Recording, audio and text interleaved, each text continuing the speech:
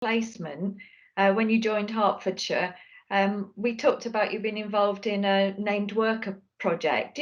Do you remember what details I gave to you and actually what you thought of the project at the time?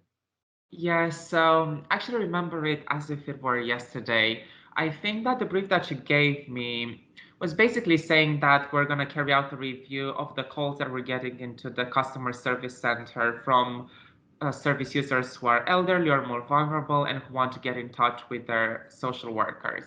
And we were going to look at what happens when that social worker is not available to take the call immediately. And then if we can help the process and make sure that the service user gets the best experience possible.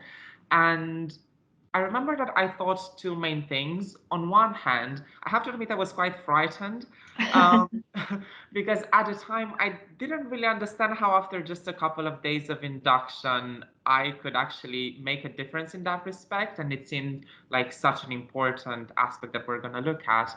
But from another perspective, I was also so excited that I could see that from the get-go, I got the chance to be involved in something that could actually make an important difference and could have a real impact on the customer and the way that we were able to deliver our service. So yeah, it was very, very exciting, but a bit frightening, I suppose.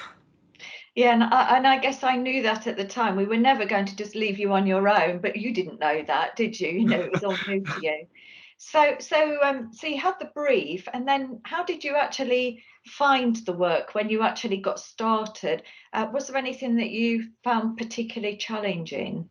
I suppose there were two main areas that I found particularly challenging. And on the first one, of course, that every project that we're doing here at Circle have to be very rigorous and have to follow, methodical procedures and processes to make sure that we're fair and that we're very transparent. So it was very important for me to get a hang of all of those processes and procedures to make sure that I followed the correct code of projects and that all the documentation is in place. But and then more than that, I suppose it was the opportunity to take ownership of this process, which is probably the thing that frightened me in the beginning.